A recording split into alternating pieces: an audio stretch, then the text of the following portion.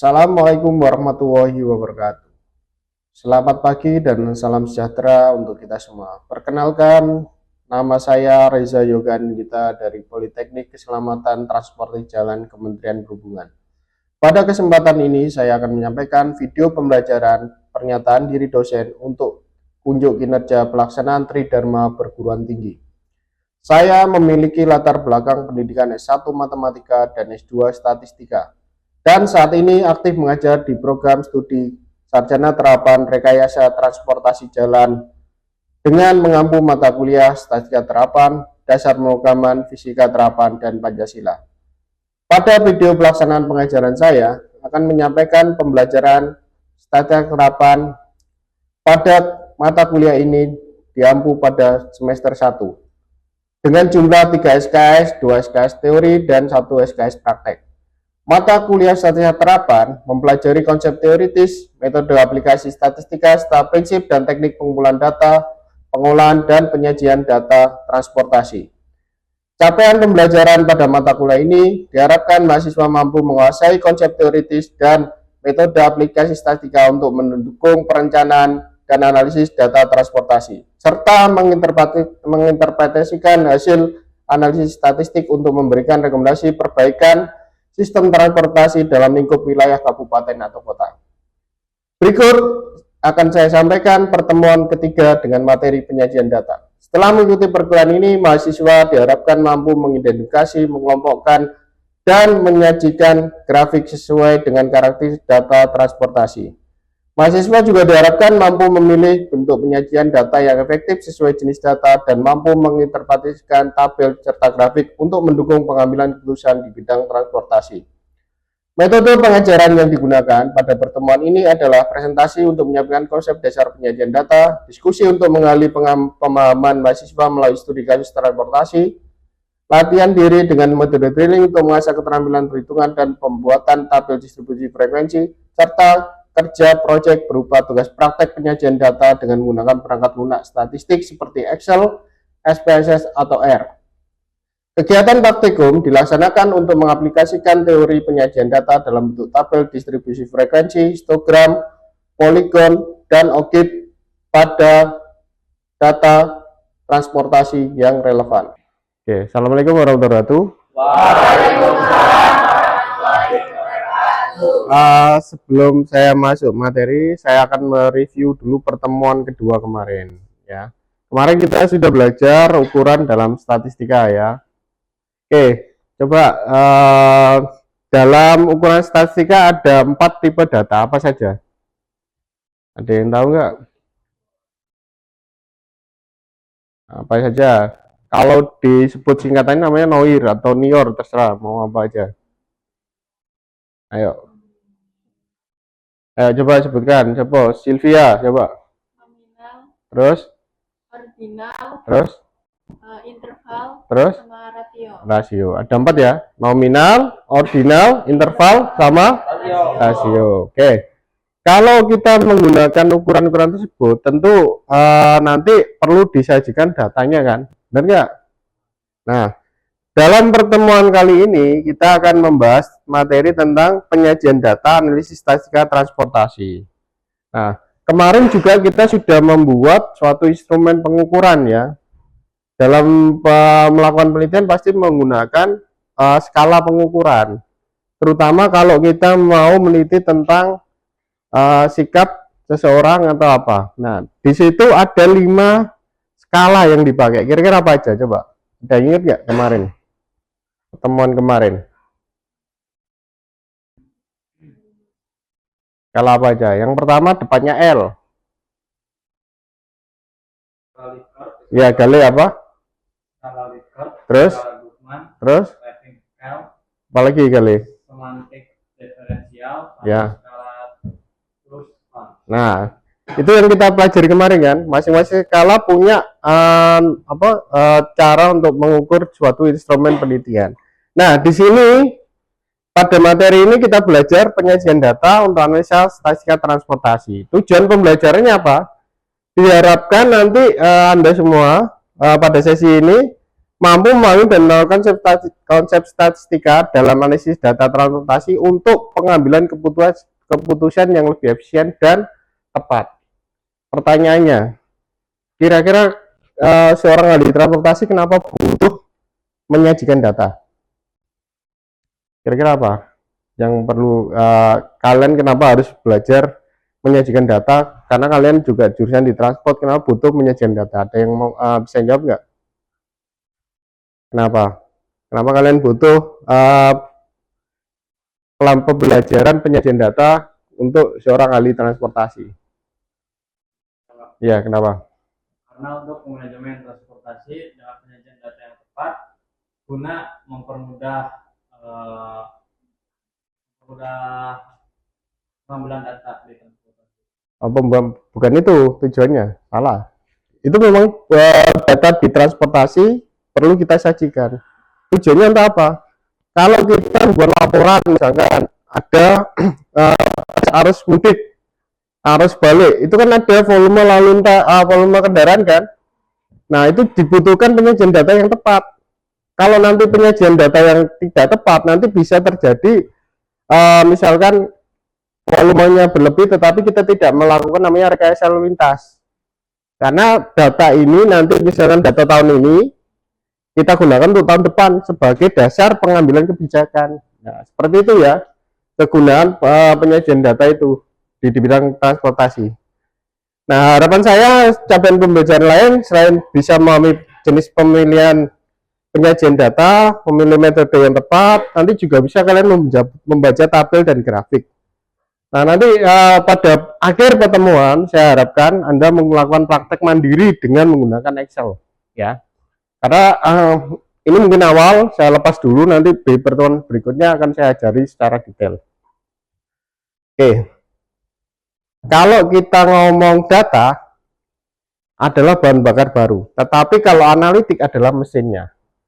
Kalau suatu data tanpa kita analisis tidak akan bermakna menjadi suatu informasi, ya. Tentu nanti kita harus paham konsepnya dulu. Kalau kita sajikan data, kita harus tahu jenis datanya dulu. Bentuknya apa? Bisa tabel dan diagram. Baru dari sini kita buat namanya descriptive analysis. Setelah dianalisis, nanti di akhir kita melakukan evaluasi atau kita visualisasi dari data yang sudah kita buat atau kita susun. Nah, pertanyaannya, mengapa data itu penting? Kira-kira apa? Kalau menurut Anda, mulai dari bangun tidur sampai kalian berkegiatan di kampus kan ada datanya kan? Benar nggak? Kalau menurut Anda, data itu penting karena apa? Coba, saya ingin tahu. Kalau menurut Pandega apa data itu? Kenapa penting?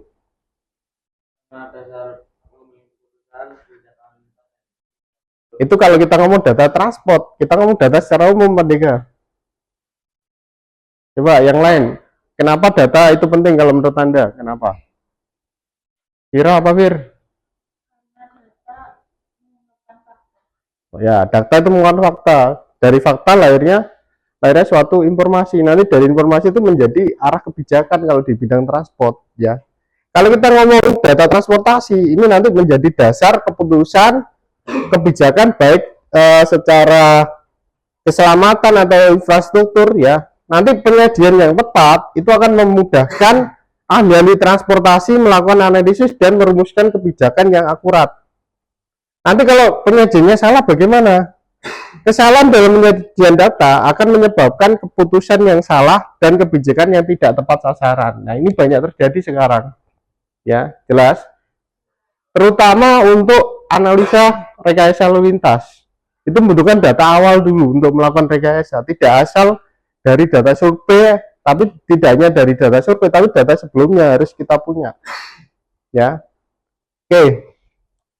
Nanti kalau bentuk visualnya jelek, data itu tidak akan menyesatkan kita melakukan interpretasi atau pembacaan data. Bentuknya ada dua ya. Yang pertama adalah bentuk tabel, yang kedua bentuk gambar. Kalau macamnya, kalau tabel itu ada tabel frekuensi, distribusi frekuensi, ada kontingensi. Kalau bentuk diagram nanti ada batang, garis, tab, sama peta. Oke, saya mau tanya, dari dua jenis ini, kira-kira Anda sudah tahu semua atau belum? Sudah? Sudah pernah lihat? Ya, ini tabel. Kalau tabel hanya 3 ya. Frekuensi, distribusi frekuensi, sama kontingensi. Kalau jenis diagram nanti ada 5. Batang, garis, lingkaran, pencar, sama peta. Kalau dalam bentuk grafik ada histogram, poligon, sama box. Kenapa prinsipnya kalau kita ngomong penyajian data, berarti kita pilih bentuk yang paling efektif dan efisien untuk menyampaikan informasi sesuai jenis data dan tujuan analisisnya. Bisa dipahami? Bisa dipahami? Jadi membuat penyajian data itu tidak asal-asalan, tapi ada tujuan dan jenis datanya. Ya. Oke, kalau datanya numerik, terstruktur dalam barisan kolom, yang cocok menggunakan tabel. Ya, bisa dipahami ya. Kalau bentuknya proporsi, perbandingan antar kategori, kita gunakan diagram batang dan lingkaran. Kalau datanya mengetahui hubungan antar variabel, distribusi antar variabel, kita gunakan apa? Scatter dan histogram. Ya, bisa dimengerti ya. Nah, kalau untuk kontingensi berarti hubungan dua variabel tapi ada kategorinya. Contohnya apa? Jenis kendaraan dan waktu kecelakaan. Oke. Nih, memilihnya bagaimana? Memilih bentuk penyajian itu tidak harus tahu, pertimbangkan ada 3 hal yang dipertimbangkan. Yang pertama, jenis datanya, kemudian audiensnya, tujuan analisisnya. Ketiga ini yang harus kami pertimbangkan pada saat kita melakukan penyajian data. Oke. Nah, tadi data kemarin kan ada discrete, continue, sama kategori. Kalau datanya kuantitatif discrete, kita menggunakan tabel dan diagram. Contohnya jumlah kendaraan per kategori atau frekuensi kecelakaan. Coba kalau saya ingin menyajikan dalam tabel dan diagram, contoh lainnya apa? Coba saya ingin tahu. Contoh yang lain apa? Selain jumlah kendaraan per kategori, frekuensi kecelakaan, apalagi yang bisa dibuat dalam bentuk tabel dan diagram?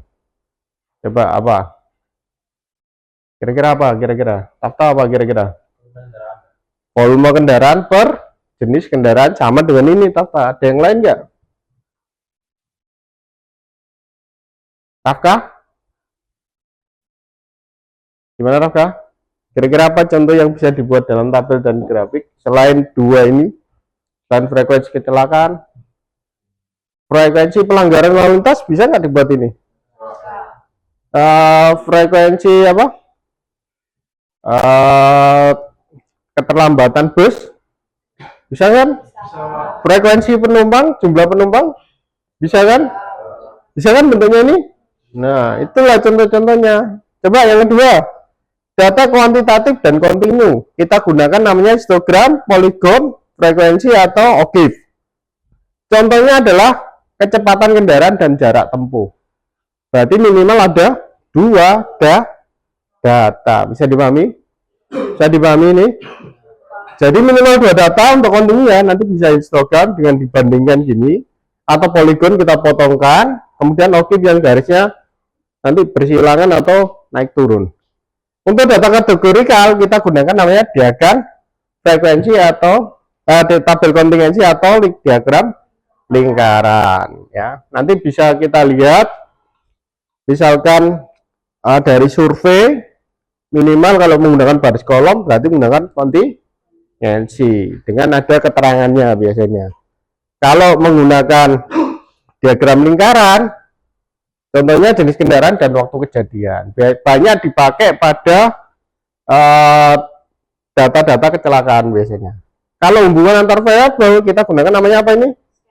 Scatter plot. Arya udah ngantuk aja Arya. Oke, ini tadi nominal, tadi ada discrete, continue, ini ada kategori, nominal, numerik, continue, sama contohnya. Kalau datanya kecelakaan 5 tahun yang cocok kira-kira menggunakan apa? Ini dan ini, coba. 5 tahun. Kecelakaan 5 tahun. Diagram garis. Kenapa dipilih itu? Karena kita mau melihat perpotongan waktu kejadian mana yang paling tinggi dan mana yang paling rendah. Kalau kita punya data kepadatan arus lalu lintas 5 ruas, cocoknya digunakan penyajiannya apa? Diagram batang. Ya, cocok itu batang ya. Misalkan sebaran kecepatan kendaraan, cocoknya menggunakan apa? Histogram. Kalau hubungan antara volume kendaraan dan kecepatan, scatter plot. Misalkan hubungan gaya pengereman dengan tingkat kecelakaan, pakai apa? Scatter plot bisa, atau pakai yang histogram bisa ya. Kalau persentase misalkan pengguna layanan, diagram lingkaran. Kalau kita ngomong persentase pasti jawabannya diagram lingkaran. Kalau datanya berupa persentil, pakai ogib. Oke, kalian udah paham ya. Oke, kita contohkan di sini adalah ada data volume lalu lintas.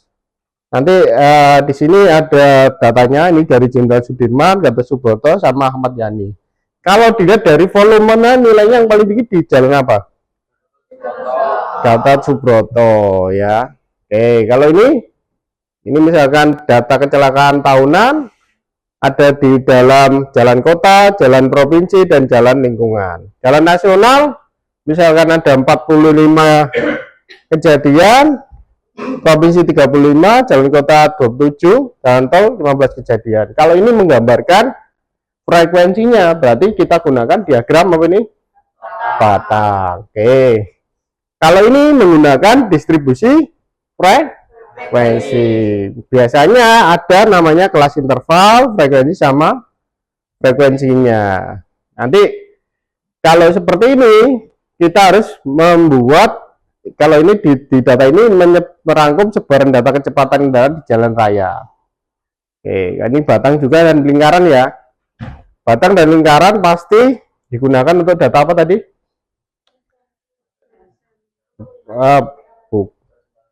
Ini loh, tadi buat apa? Waduh, pada lupa ini.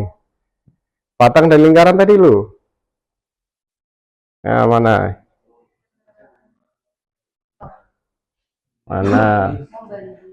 Ini proporsi dan antar kategori. Kembali ke sini ya. Oke, jelas? Oke, sudah lupa barusan di sini kan. Oke, ini tabel kontingensi ya, kontingensi. Misalkan ada motor siang, malam, sama total. Ini menggunakan scatter plot. Ini menggunakan histogram. Ini menggunakan apa? Misalkan saya punya data kecepatan kendaraan di ruas Pantura Brebes Tegal. Ini diagram garis, atau bisa dikatakan ogib bisa? Bisa. Oke, garis atau ogib ya. Nah, ini kalau kita menggunakan perbandingan antara poligon, nanti bentuknya seperti ini. Ya. Ini adalah ogib. Ogib itu hanya satu ya, tapi kalau yang lebih dari satu tadi pakai garis. Oke, ogibnya ini tadi sama kan, ogibnya juga, ini juga ogib sama kan, bersama. Ini histogram bentuknya juga ogib bisa. Oke, bisa dipahami? Oke, nah ini perbandingan antara batang, lingkaran, sama garis. Kalau diagram batang cocoknya untuk apa? Perbandingan antar kategori. Ini alasannya apa? Mudah dibaca dan cocok untuk data Oke, kalau lingkaran untuk apa? Presentase, tetapi kategorinya harus kurang dari 6. Kalau garis untuk menunjukkan tren atau menunjukkan perubahan dan pola data kontinu. Bisa dipahami? Kalau datanya time series, kira-kira cocoknya pakai mana? Oh, kok batang? Pakai ini, garis. Waduh, ini ngantuk ini baik ini. Oke, ini contoh tadi diagram peta ya, spasialnya atau petanya. Ini contohnya peta panas bumi di sini, panas bumi. Oke, nah sekarang kalian buka Excel-nya di situ. Nanti kita buat penyajian datanya dalam bentuk Excel. Oke, caranya bagaimana? Kita buat tabelnya dulu. Nanti buat baris kolom, kelas dan frekuensi, isi datanya, baru kita insert chart, terus pilih ini. Nanti baru membuat poligon, misalkan poligon. Nah, terus baru buat ogib. Nah, contohnya silakan dikerjakan nomor 2. Ada pertanyaan nggak ini? Oke, saya kasih waktu dulu 5 menit coba untuk menjawab ini nanti. Kira-kira tadi ada 2 tabel kan? Tabel frekuensi sama tabel distribusi frekuensi. Perbedaannya apa coba? Perbedaan antara tabel frekuensi dan tabel distribusi frekuensi apa coba? Apa perbedaan antara tabel frekuensi dan tabel distribusi frekuensi? Oke, kita bahas sekarang apa? Sudah? Ya, ada yang sudah. Yang lain gimana? Sudah belum? Sudah belum? Sudah belum? Oke, kita bahas sama-sama ya, supaya nanti bisa tahu tadi tabel frekuensi dan distribusi frekuensi. Oke. Oke, nomor 1, perbedaan tabel frekuensi dan distribusi frekuensi apa coba?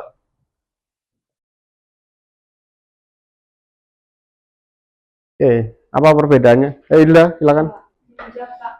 Untuk tabel referensi itu, tabel itu menyajikan data mentah apa adanya untuk keperluan pencarian atau pengecekan satu persatu tanpa pengelompokkan. Tabel distribusi frekuensi itu mengelompokkan data ke dalam kelas-kelas. Ya, bedanya situ ya, tabel referensi dengan tabel distribusi frekuensi tadi dijawab Mbak benar ya. Kalau tabel referensi tadi menjelaskan apa Mbak Ida? Untuk tabel referensi itu menyajikan data mentahnya. Data mentahnya apa adanya? Oke. Oke. Kalau tabel distribusi frekuensi itu mengelompokkan data ke dalam kelas-kelas interval dan mengambil banyaknya data frekuensi dalam setiap kelasnya. Ya, itu yang jawabannya ya. Sudah tahu ya jawabannya? Bahwasanya kalau referensi tidak dikelompokkan, tetapi kalau pakai distribusi frekuensi harus dikelompokkan. Itu kata kuncinya. Oke. Kemudian yang kedua, bedanya histogram dan diagram batang apa? Kalau secara bentuk pasti sama, tapi perbedaan maknanya ada. Coba apa? Diagram histogram apa pengertiannya histogram? Ya, silakan. Histogram adalah grafik yang digunakan untuk menyajikan data kuantitatif kontinu yang telah dikelompokkan ke dalam kelas interval. Terus. Itu histogram ya. Kemudian kalau yang diagram batang? Diagram batang digunakan untuk membandingkan data berdasarkan kategori atau data distrik, sehingga setiap batang dipisahkan oleh. Ya, berarti kalau ini datanya tipenya kontinu. Kalau diagram batang tipenya kategori. Bisa dipahami ya? Secara bentuk penggambarannya sama, tapi yang membedakan jenis datanya. Jelas? Oke, coba bedanya ogib kurang dari dan ogib lebih dari, coba. Bedanya ogib kurang dari dan ogib lebih dari. Tadi kan di ogib kan ada grafik yang naik kan. Nah, perpotongan atau titik-titiknya kan pasti ada yang kurang dari atau lebih dari. Coba bedanya apa? Ayo Mbak Ika, bedanya ini apa Mbak Ika? Kurang dari 1 dan lebih dari 1. Kalau kurang dari itu kurvanya naik dari kiri ke kanan. Kalau lebih dari kurvanya dari turun dari kiri ke kanan. Berbedanya kalau kurang dari bagaimana? Naik ke kiri ke kanan. Terus? Turun dari kiri ke kanan. Oke. Coba berikan masing-masing satu contoh dari masing-masing. Kalau tabel frekuensi referensi contohnya apa? Daftar kecepatan kendaraan. kendaraan. Kalau tabel distribusi frekuensi contohnya apa? Satu aja. Tabel rekapitulasi jumlah jam dalam sehari berdasarkan tentang pola lalu lintas. Oke. Contohnya histogram apa coba? Contoh histogram. Oke. Contohnya diagram batang. Jumlah kendaraan menurut jenisnya. Oke. Contoh ogit kurang dari apa, Mas? Apa, Mas Jaki? Satu kurang dari grafik menunjukkan 50% kendaraan melalui kurang 60 km per jam. Oh, 60 km per jam. Ya, kalau yang lebih dari contohnya apa? Grafik menunjukkan 50% kendaraan melaju lebih dari 60 km per jam. Oke. Oke, untuk soal ini sudah kalian jawab ya. Karena untuk yang soal kedua, kita punya data volume ke lalu lintas. Sebanyak berapa ini datanya? 30 ya. 30 data. Kalau pertanyaan tentukan range atau jangkauan. Range apa sih pengertiannya? Nilai terbesar dikurangi nilai terkecil. Pada data ini range-nya berapa? 56, yang terkecil 33. Berarti range-nya ketemu berapa? 23. Terus panjang kelas ini menggunakan rumus apa? K plus 1,33 log n. Ini adalah rumus Truges ya.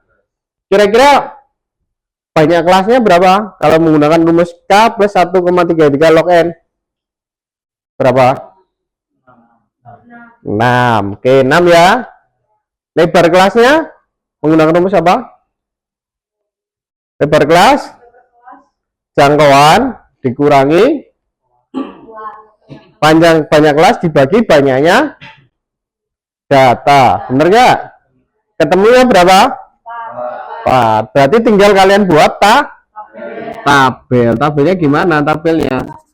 Tabelnya gimana? Nanti tabelnya dibuat seperti intervalnya ya. Berarti yang pertama dibuat data volume, nilai tengah, frekuensi, terus kompleks kurang dari, lebih dari, terus presentasi. Oke, sudah ya. Nah, ini tidak ada masalah, tinggal kalian buat nanti dalam bentuk Excel. Nah, untuk tugas berikutnya minggu depan kalian cari data transportasi di kota masing-masing, entah jumlah kendaraan, volume kendaraan. Jelas? Nanti boleh dicari dari open data atau dari hasil survei, data riset, atau data skripsi yang ada di perpustakaan kita. Minimal 100 data, kemudian kalian sajikan nanti bentuknya yang sesuai dengan datanya. Tidak dipilih semua ini ya, tapi dipilih yang sesuai.